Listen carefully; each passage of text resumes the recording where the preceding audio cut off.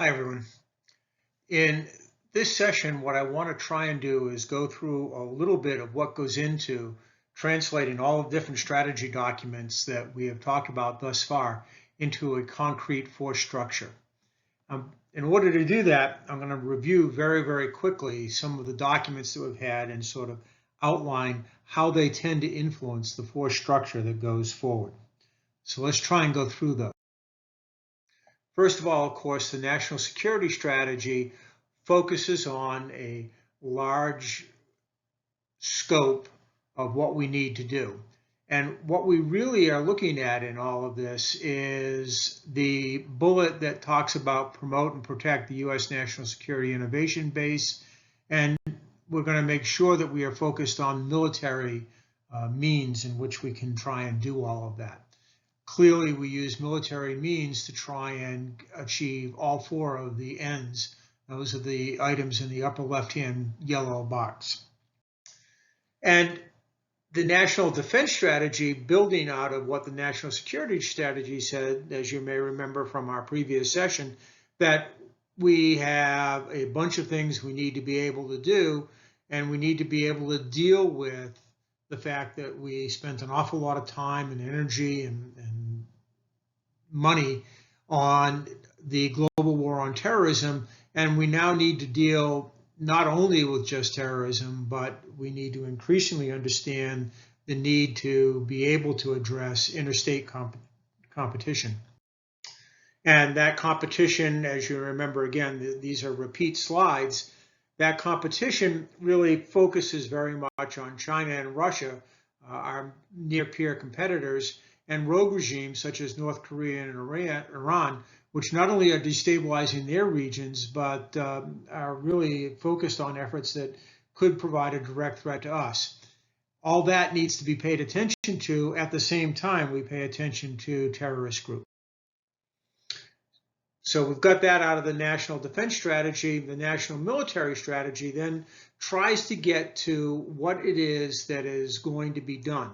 And this is in that second bullet, really focuses down, I think, on both force employment, development, and design.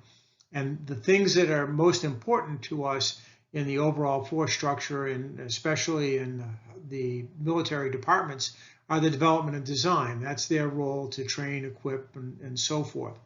And so we need to develop weapons, develop systems, develop capabilities that will accomplish the response to threats that are outlined in the last bullet. We need to be able to do all of these insofar as we can by making sure that people understand we have capabilities, that we can use them, and that we will not back down in some sense. So then we go to the doctrine, and this reminds us that fundamentally what we're looking at is the national security strategy, defense strategy, and military strategy as ends, ways, and means, respectively, so that we will understand where we need to go for all of this stuff.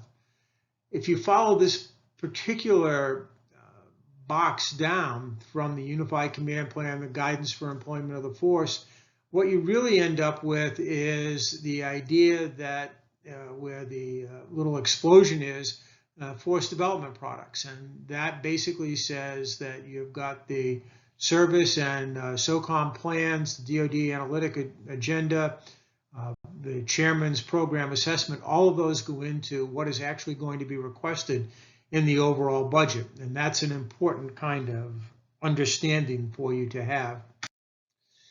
Again, I want to remind you that each of the services then takes a look at how it's going to be able to do this, the kinds of things that it needs to be able to do.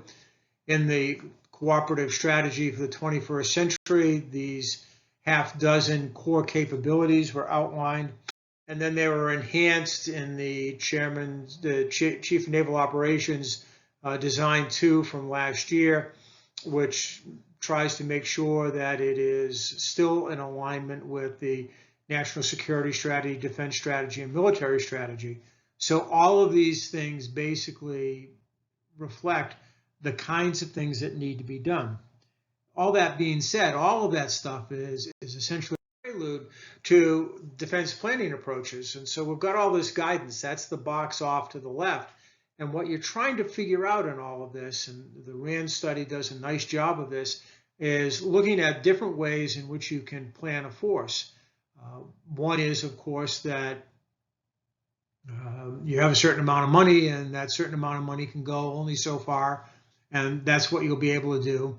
The second is that demand-based, and this is sort of the Rumsfeldian, if you will, capabilities-based planning or threat-based planning, where you try and develop capabilities that will address the threats that we think are going to be there.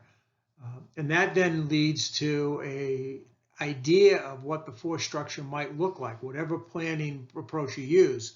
The truth of the matter is that the Joint Staff and the military departments use a hodgepodge of these different planning approaches as they go through the extraordinarily complicated work of developing what their program objective memoranda or POM might be. This is the document that basically feeds the budget work that in turn feeds the budget that is sent to the Congress of the United States for action.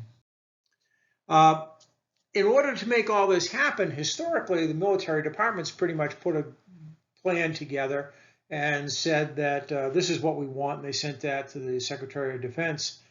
Secretary Rumsfeld basically said, this doesn't work very well. We don't like that. We're supposed to be fighting joint. And so the services aren't going to determine the requirements by themselves anymore. And they are going to, and he was going to insist, and all subsequent SecDefs have insisted, that we will use a joint requirements process. This is the JCIDS process. You may have heard about that, probably disparagingly. But the fact of the matter is that the JCIDS process goes a long way to ensuring that you don't end up with stovepipe capabilities coming out of the military departments, that in fact the combatant commanders, who have a somewhat more holistic view as to what might be needed over time and space, as a sounding board, if you will, for what needs to be done. So the combatant commanders have taken a major role in addition to the work that's done to the military departments. And the reason is not very surprising. They don't have all of the aspects. They don't know all of the things that are going to go on. But they have a really good idea as to what is needed today and what's likely to be needed in the near-term future. And what the JCIDS process attempts to do is to make sure that the knowledge and experience and real-world lives of the combatant commanders are reflected in what it is we are going to buy. That makes it really clear that when we are going to be fighting wars, whether it be in the South China Sea, on the ground, in CENTCOM someplace, or anywhere else, that there is a clear understanding, not just of the 10 to 20 year view, but in the more near term. And that's what the combatant commanders are designed to try and provide in this process. The Secretary of Defense in 2004 basically wrote a letter to the combatant commanders and said, okay, here's the deal. I want to know that what are the challenges you've got? How did you decide that those were the challenges you've got? What kinds of things do you need in order to address those challenges? And oh, by the way, you don't just get to lump them in a box. You need to actually identify which is the most important. And are you willing to accept risk in other areas in order to get those things that you think are most important? Again, this memorandum has continued in place, and the combatant commanders respond to it. Once you come up with these integrated priority lists, this is a formal input to the overall force planning structure that exists, again, in the individual military departments and on the Joint Staff. It is a way in which the combatant commanders can tell the military departments the things that they don't have, the things they don't have enough of. And those are basically submitted every year along with the budget process. And they feed, to a very great extent, the chairman's gap analysis. This is the document that the chairman of the Joint Chiefs of Staff writes to determine whether or not the military departments are actually meeting the requirements of the overall Department of Defense.